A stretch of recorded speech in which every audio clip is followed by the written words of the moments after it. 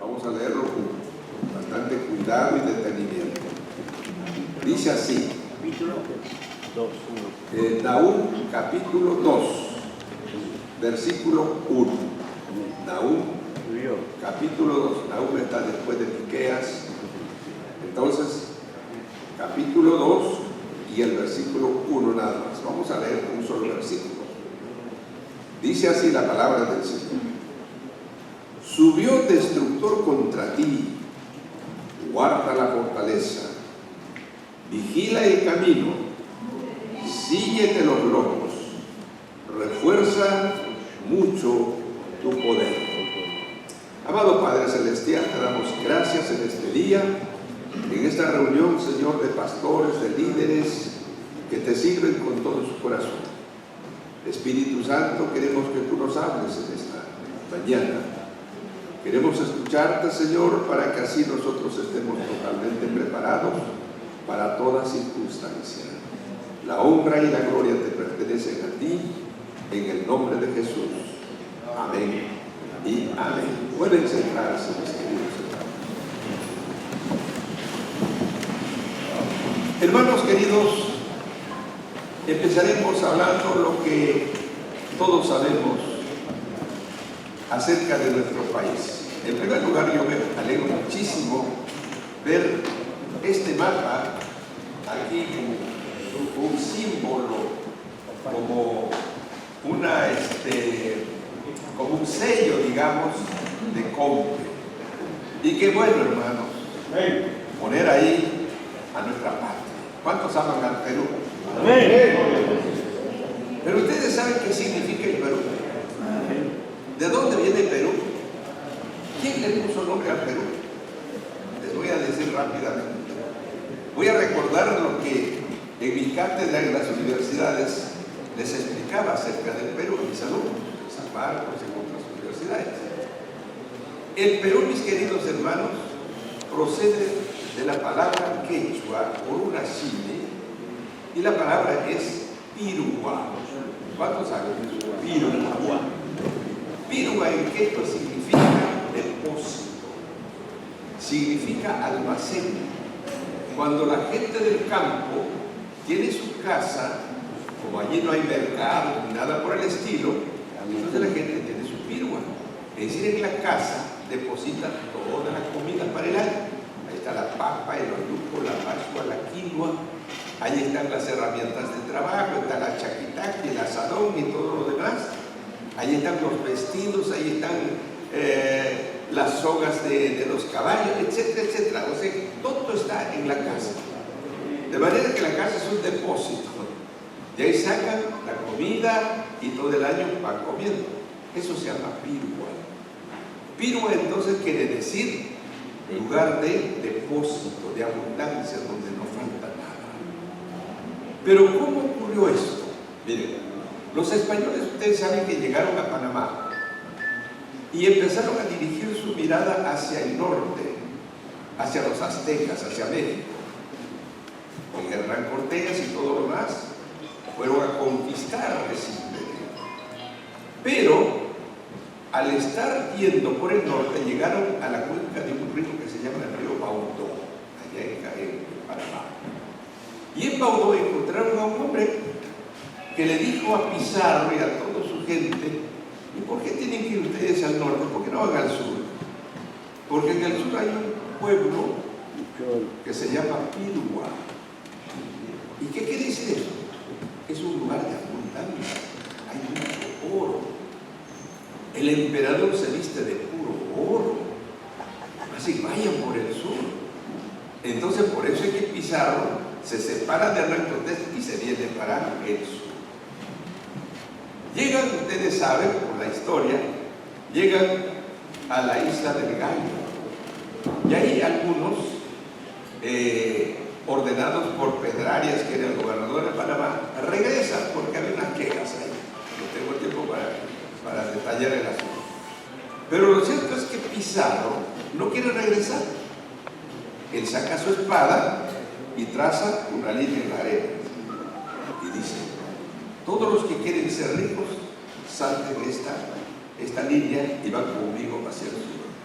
Y todos los que quieren ser pobres, vuélvanse hacia Panamá. Y dice la historia que saltaron solamente 13 personas. Lo llamaron 13 de la isla de Bengala. Y se vinieron al Perú.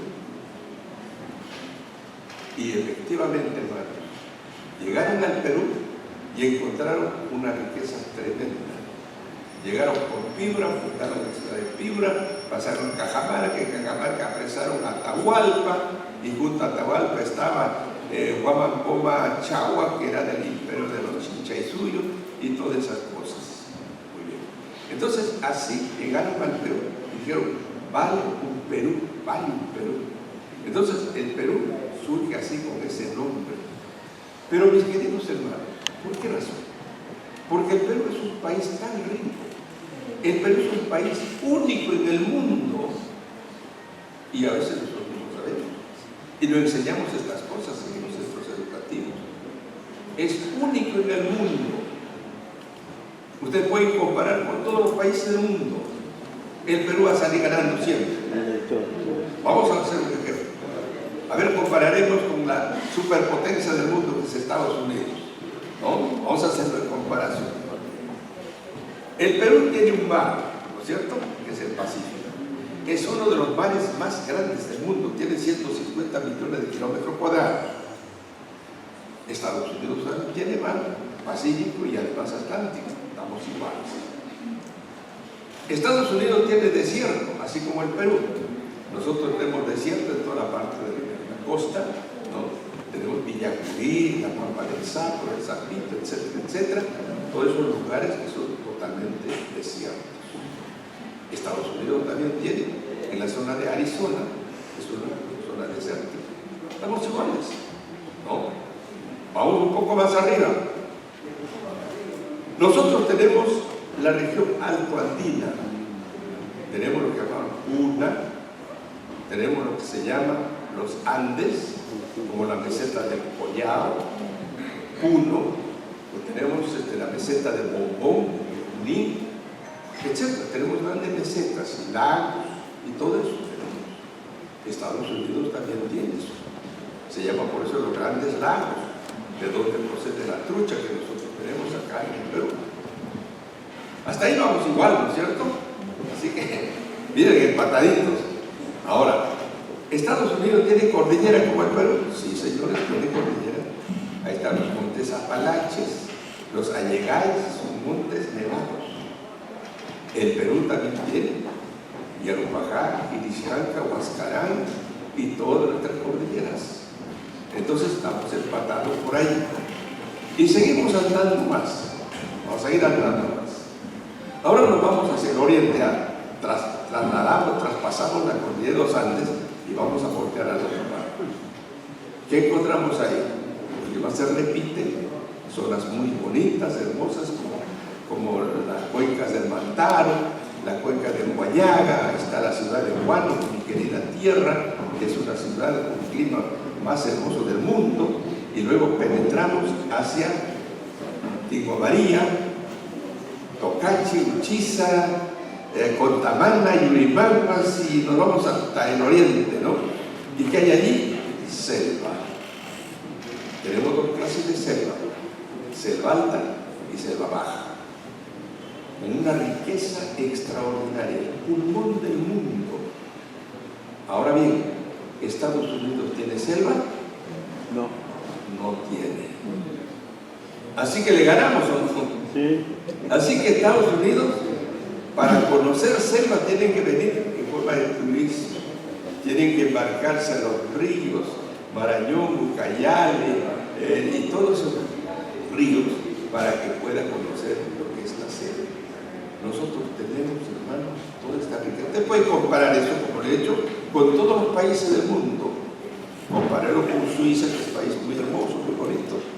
Compararlo con Alemania, con Italia, con lo que sea. El Perú siempre sale ganando. Por eso es que los ojos del mundo en estos últimos años están puestos en el Perú. Por eso es que se hizo también el megapuerto de Chancay. Ahora Estados Unidos va a hacer otro megapuerto en Corio.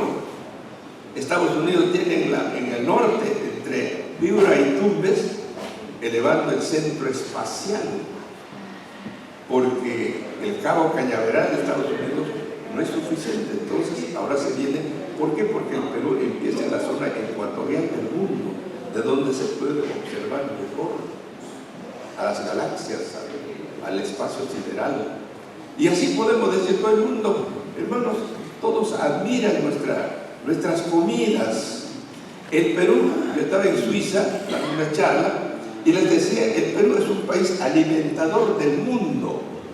Hemos alimentado al mundo. ¿La papa de dónde es? Peruana. Y papa comen en el mundo más que los peruanos. Hemos alimentado al mundo. ¿El maíz de dónde es? Perú. De manera que con el maíz hemos alimentado al mundo.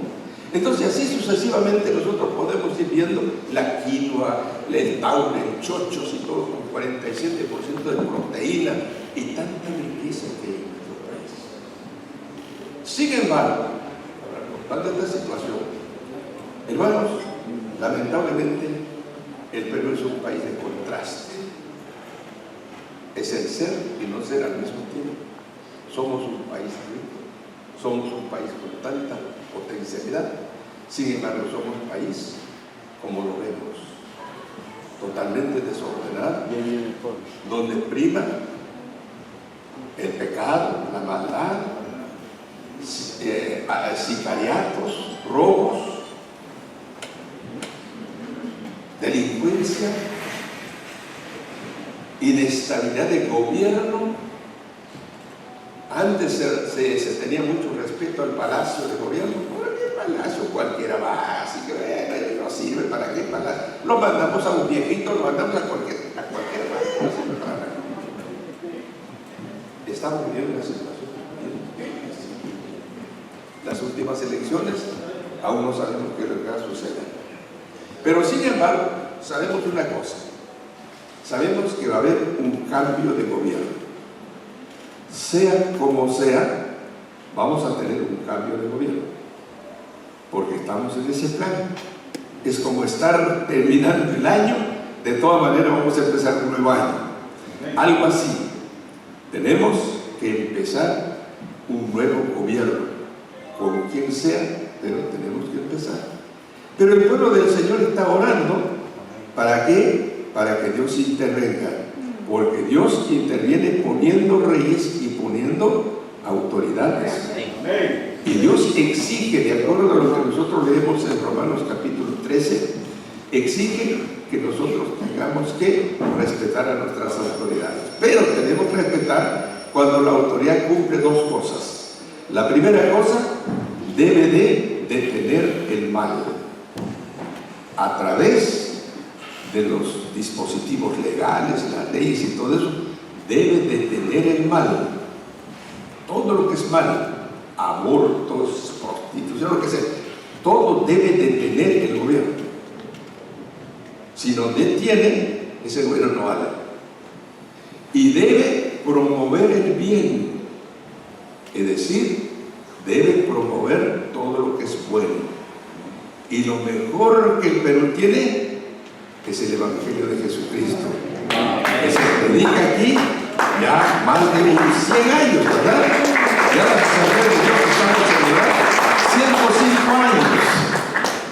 Ese es lo mejor que tiene. La esperanza del Perú es la iglesia cristiana. Nosotros somos la esperanza. Y por eso nosotros, mis queridos hermanos, tenemos que prepararnos. Tenemos que prepararnos porque hay un cambio que viene. Nuestras iglesias deben estar preparadas. Y la palabra del Señor en esta mañana nos dice que debemos prepararnos en 4 cosas importantes. Esas 4 cosas leemos aquí. En primer lugar dice, subió destructor contra ti. Satanás quiere destruir al Perú. Satanás quiere destruir a la familia, a la iglesia. Quiere poner gobiernos que prohíban la predicación del Evangelio. Quiere poner gente atea, comunista. Por eso dice la Biblia, subió destructor contra ti. Tenemos que saber eso, mis queridos hermanos. Tenemos un enemigo y por eso tenemos que estar preparados. ¿Cuántos quieren estar preparados? Porque el diablo, mis queridos hermanos, anda por el mundo como león rugiente, buscando a quien devorar. Y lo primero que quiere devorar es a la iglesia. Te quiere devorar a ti, a tu familia, a todos nosotros. Pero tenemos que estar preparados, porque sabemos que el diablo ha subido contra nosotros. Entonces, ¿qué tenemos que hacer?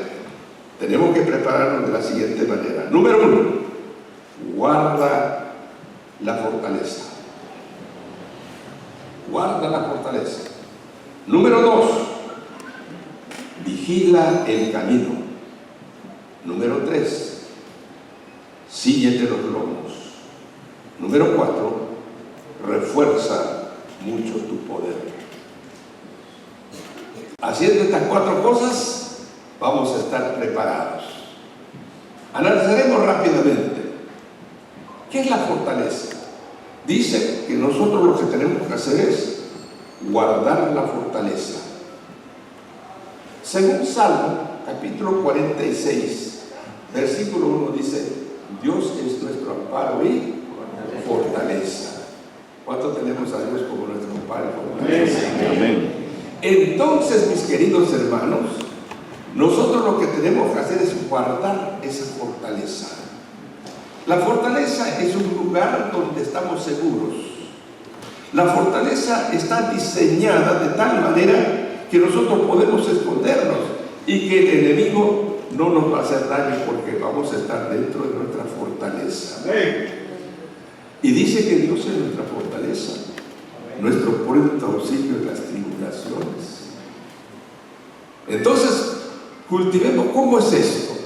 ¿Cómo podemos traducir en un lenguaje que yo puedo enseñar a los hermanos de mi iglesia para que puedan guardar la fortaleza? La fortaleza, mis queridos hermanos, compone de los siguientes elementos. En primer lugar, la fortaleza es la oración. Tenemos que guardar la oración. Nuestro Señor Jesucristo nos ha dicho, orad y velad para que no entréis en tentación. Tenemos que, hermanos, guardar la oración. El pueblo de Dios tiene que orar más que nunca en estos tiempos. Yo felicito al pastor que antes ha dicho que quiere hacer vigilia, que quiere hacer oración. Muy bien, yo me sumo a eso. Porque con la oración vamos a estar nosotros guardando la fortaleza. ¿Qué pasa si alguna cosa pasa en nuestra vida? Viene una gripe, un dolor de cabeza o cualquier situación, tenemos problema económico, etc. ¿Qué hacemos? Corremos a orar, ¿verdad? Doblamos la rodilla y decimos, Señor, ten misericordia de mí. Señor, auxíliame. Eso es lo que estamos haciendo. ¿Qué es? Es la fortaleza. Vamos a la fortaleza. Enseñemos a nuestros hermanos de la iglesia que nuestra fortaleza es la oración. Oremos todos los días, orad sin cesar. La oración va a salvar las cosas. El pueblo de Dios ha orado a través de la radio del Pacífico, que hemos orado años. ¿Recuerdan, hermanos? Amén. Movimiento Nacional de Oración. Yo apoyo el Movimiento Nacional de Oración, aun cuando estaba vivo nuestro querido hermano Pedro Ferreira. Y que en la época del terrorismo hemos orado, hemos clamado a Dios. Y Dios ha intervenido para pacificar nuestro país. Gracias a la oración. Bueno, los gobiernos pueden decir que ellos tienen el privilegio de haber dominado a los terroristas, todo eso. Pero es la oración del pueblo de Dios que ha hecho. Y nosotros tenemos que glorificar a Dios y decir al país que nosotros hemos contribuido con lo sobrenatural. El gobierno, los militares habrán hecho lo natural, lo que ellos pueden hacer, pero lo sobrenatural ha venido de parte de la iglesia. Y por eso que Dios hizo y puso paz en nuestro país. Entonces ahora, como tenemos estas cosas, tenemos que orar. Guarda la fortaleza. Ora. La segunda cosa que podemos ver nosotros en la fortaleza es la palabra de Dios. La palabra de Dios. Necesitamos conocer a Dios. Con razón, David, antes de morir, dijo a su hijo Salomón: hijo mío, reconozca al Dios de tu Padre. Nosotros tenemos que reconocer al Dios de la Biblia. Tenemos que reconocer al Padre, al Hijo y al Espíritu Santo. Tenemos que dar lugar que la presencia de Dios se manifieste en nuestras vidas. Tenemos que decirle al Señor en nuestra oración, como lo hacían los hombres de la primera iglesia: danos de nuevo, Señor, para hablar tu palabra, mientras tú extiendas tu mano para que se hagan milagros, prodigios y señales. Hermanos, apliquemos la palabra de Dios en nuestra vida. Usemos la palabra de Dios. No la tengamos la palabra de Dios como un libro simplemente histórico, religioso, o un libro simplemente que lo tenemos guardado. Usemos la palabra del Señor. Cielos y tierras pasarán, pero la palabra de Dios no pasará. Hermanos queridos, tenemos que estar entonces guardando la palabra de Dios. Cuando guardamos la palabra de Dios, tendremos bendiciones.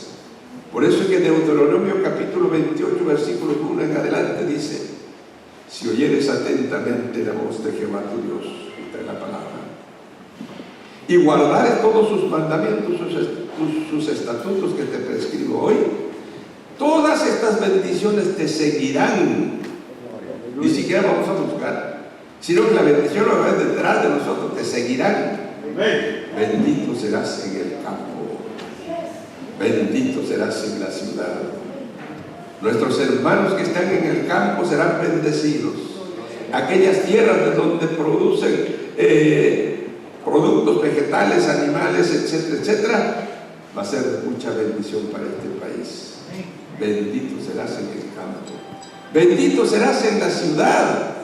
Nosotros vivimos en la ciudad, en esta ciudad de Lima, con más de 10 millones de habitantes, y aquí tenemos benditos también, porque la palabra de Dios dice así. Y no solo termina ahí diciendo: y bendito será el fruto de tu vientre, nuestros hijos. ¿Cuánto creen que sus hijos van a ser bendecidos? Bendiga a tus hijos, porque está la promesa. El fruto de tu vientre serán bendecidos. No solo eso, sino dice: bendito será tu arteza de amasar. Es decir, todo lo que nosotros compramos en el mercado, nuestro refrigerador y todo donde guardamos nuestro arroz, nuestra papa, todo eso será bendecido. Y bendito serás en tu salir y bendito en tu entrar. No serás cola, sino serás cabeza. Hermanos, la palabra de Dios nos da ese poder. Y el Señor nos dice en Isaías: yo voy delante de ti para enderezar los caminos torcidos. Es verdad que en el Perú los caminos están torcidos. Camino que debe seguir la familia está torcido. El camino que debe seguir los jóvenes torcidos. El camino que va a seguir los trabajadores, los empresarios, los industriales, los profesionales, todos torcidos. Pero si nosotros ponemos en práctica la palabra del Señor, sabremos que Dios va a ir delante de nuestra familia, delante de nuestros profesionales, delante de nuestros comerciantes, enderezando el camino torcido del Perú, para que nosotros podamos caminar por el verdadero camino que es nuestro Señor Jesucristo. Amén. Hermanos, guardemos la palabra de Dios. Otra manera de guardar la fortaleza es alabar y adorar a Dios, porque Dios vive en medio de la alabanza de su pueblo. Nuestra alabanza debe llevarnos a la adoración. Nuestra alabanza debe hacer que la gracia de Dios, la presencia de Dios, la unción del Espíritu Santo caiga sobre nosotros. Tenemos que adorar en espíritu y en verdad. El Padre está buscando adoradores que le adoren en espíritu y en verdad. Y cuando nuestras iglesias hacen eso, mis queridos hermanos, es una iglesia que está preparada. Si la iglesia está preparada, hermanos queridos, nuestros enemigos que han subido contra nosotros no nos harán nada. Ningún arma forjada contra ti prevalecerá. Ninguna palabra que salga contra ti te va a hacer daño. Tenemos que estar preparados frente a una situación por la que está viviendo el Perú, mis queridos hermanos. Vamos a tener que hacerlo eso. La segunda cosa que nos dice la Biblia es: vigila el camino. Vigila el camino. La vida es un camino. Todo lo que actuamos es un camino. Es necesario, mis queridos hermanos, vigilar el camino. Tenemos que vigilar la doctrina. El camino cristiano es la palabra de Dios. No nos apartemos del camino que Jesucristo nos ha trazado. Que en la Biblia encontramos un camino correcto. Porque ahora, lamentablemente, hay enseñanzas distorsionadas. Hay apostasía.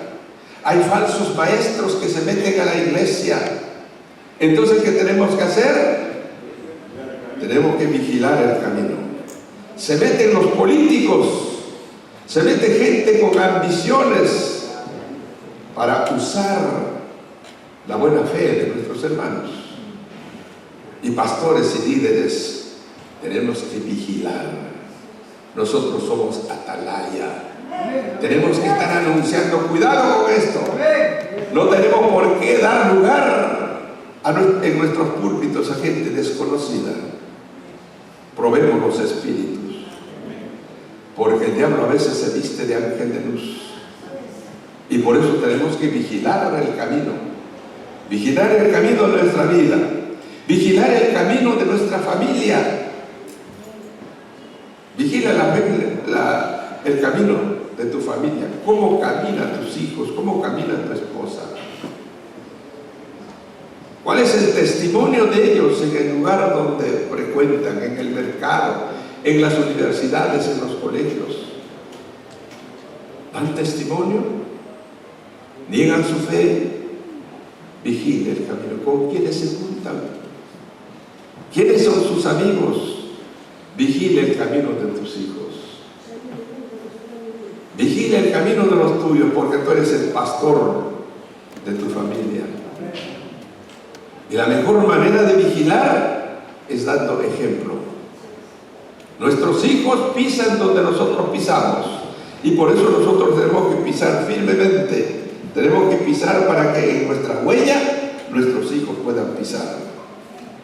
Si nosotros nos equivocamos y pisamos el falso, también nuestros hijos pisarán y serán víctimas de todas las cosas que el diablo quiere entenderles. Vigile el camino. El Salmo 23, versículo 4 nos dice: aunque ando en valle de sombra de muerte, no temeré mal alguno, porque tú estarás conmigo. Tu vara y tu callado me infundirán aliento. Si caminamos por estas cosas de muerte espiritual, incertidumbre político, económico, educativo y de todo, porque estamos metidos en el sistema que el diablo ha organizado en este país, aunque andamos en ese mundo, no tengamos miedo, porque tenemos a Dios con nosotros. El Señor está con nosotros. No temas, dice el Señor, yo estoy contigo. La cosa es que sigamos nosotros vigilando el camino del Señor. Luego tenemos el otro. ¿Cuál es, hermanos? Ayude. Dice: vigila el camino. Cíñete los lomos. Cíñete los lomos. Síñete los lomos. Esto habla de la valentía, del coraje. Nosotros, hermanos queridos, según nos dice 2 Timoteo capítulo 2 versículo 7, no tenemos espíritu de cobardía, sino de amor, de fe y de dominio propio. Así que ningún cristiano es cobarde. El cristiano es valiente. ¿Por qué? Porque es hijo de Dios. Tiene la identidad de su Padre. De tal palo está la astilla. Si usted es hijo de Dios, lleva la naturaleza de su Padre. Su Padre es victorioso. Jesucristo es el más victorioso, el triunfador de la cruz. Y nosotros también somos vencedores. Somos los que llevamos esa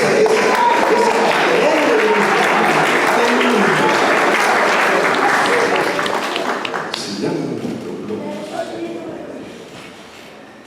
¿Qué dice? Segunda a los Corintios, vamos a leer, capítulo 16, versículo 13, dice: velad, estad firmes en la fe, portaos varonilmente y esforzados. Velad, porque un valiente no se duerme. El valiente está en vela, está vigilante, está con los ojos abiertos. Ese es el valiente. Dice, tenemos que guardar la fe. Le voy a leer, no, es lo contrario. Velad, estad firmes en la fe. Tenemos que estar firmes en la fe, mis queridos hermanos. Sin fe es imposible agradar a Dios. Tenemos que estar firmes en lo que hemos creído. Tenemos que decir como Pablo: yo sé en quién he creído. Que venga contra nosotros todos los demonios del infierno, pero nosotros no vamos a claudicar nunca, porque sabemos que hemos creído un Dios verdadero. Por eso tenemos que estar firmes en la fe. Y después dice: portaos varonilmente, con valentía, con valor, como hombre, como macho. No tienes por qué darle ni un centímetro al diablo. Seamos valientes, porque solo los valientes heredan el reino de los cielos. Valientes, hermanos, valientes. Así todo el mundo nos va a respetar. Así quien entra al gobierno nos va a considerar, va a decir: estos son valientes, con esto no me meto. Seamos valientes, prediquemos con valentía la palabra del Señor. Vamos a portar varonilmente y esforzados. Pongamos todo punche, pongamos toda fuerza. Nuestra fuerza viene del Señor. El gozo del Señor es nuestra fortaleza, mis queridos hermanos. Sigamos adelante. Y la cuarta cosa que debemos considerar en nuestra preparación es lo siguiente. Dice,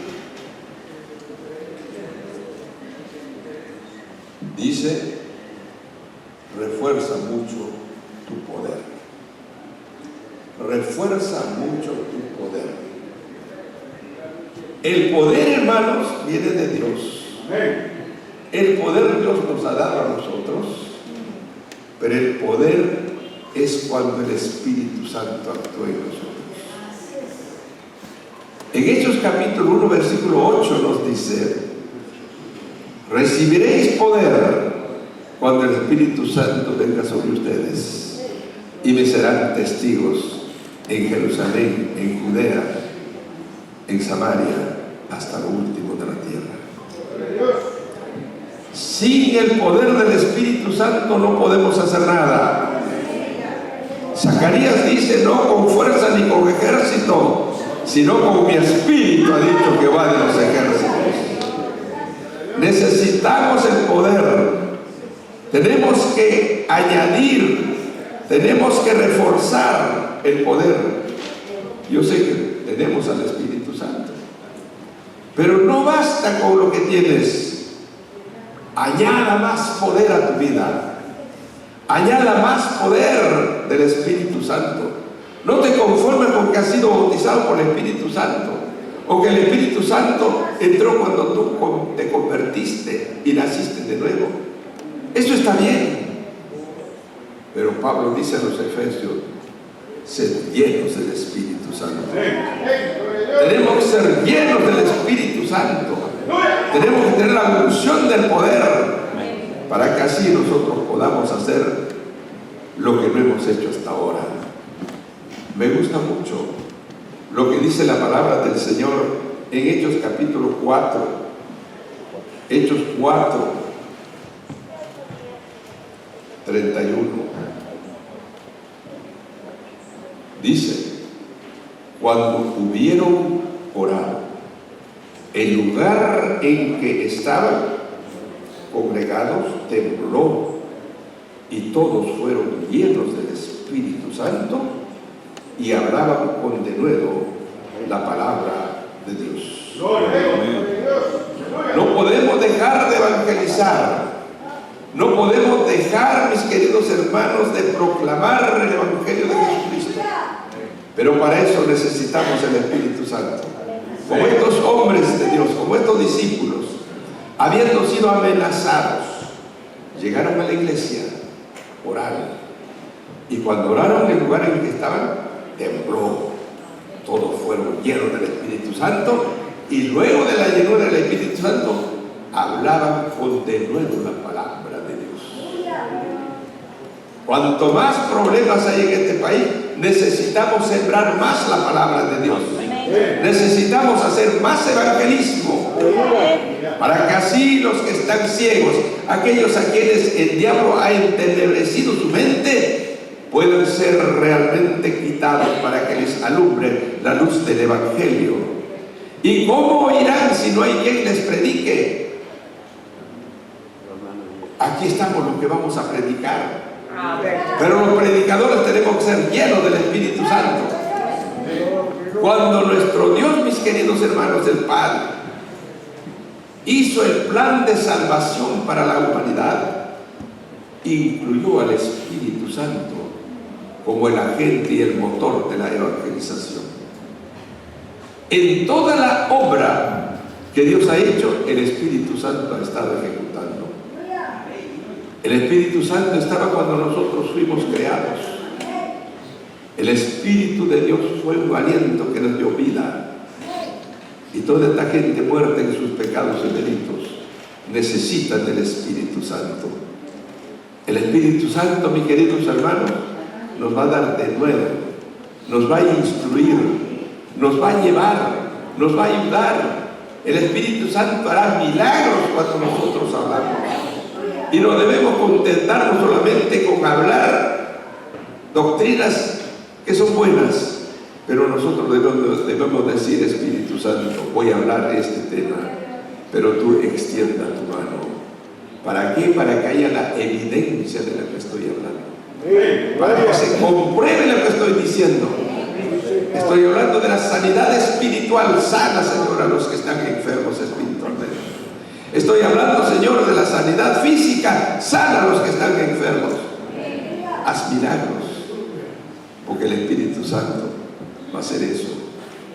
El Espíritu Santo, mis queridos hermanos, no solamente va a estar como el evangelizador, sino sobre el evangelista mismo. Por eso dijo nuestro Señor Jesucristo a sus discípulos después de resucitado, en Lucas capítulo 24, versículo 49: Dijo: yo enviaré la promesa del Padre, pero quédense en Jerusalén hasta que sean investidos del poder de lo alto. Porque si no, fácil hubiera sido a Jesús decir: bueno, vayan nomás sin problema. Pero dijo: no, quédense en Jerusalén hasta que reciban el poder del Espíritu Santo. Preparémonos, hermanos, sí, porque el enemigo ha subido contra nosotros, contra la iglesia. Pero eso no quita que nosotros tenemos que cumplir la gran comisión. Eso no quita que nosotros tenemos que seguir predicando el Evangelio de Jesucristo. Y para eso necesitamos la unción del Espíritu Santo. Sin el Espíritu Santo la gente ni siquiera nos va a oír. Porque el Espíritu Santo, ¿qué hace? Lo primero que hace es preparar al inconverso. Prepara para que nos oiga, para que oiga la palabra de Dios. Hace una especie de orquestación espiritual para que esa gente pueda estar dispuesta a escuchar. En segundo lugar, el Espíritu Santo convence al pecador. Cuando el Espíritu Santo venga, Él convencerá al hombre de pecado, de justicia y de juicio. Entonces, la segunda labor del Espíritu Santo no solamente es preparar el terreno, sino que también es convencer. Nuestros argumentos no pueden convencer, porque son argumentos humanos. Pero el argumento del Espíritu Santo es poder de Dios. Es el mismo Evangelio para salvación de muchos. Necesitamos el Espíritu Santo para que convenza a esta gente que todavía se mantiene reacio a la palabra de Dios.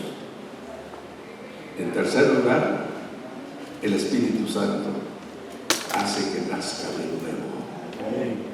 El nacimiento nuevo es obra del Espíritu Santo.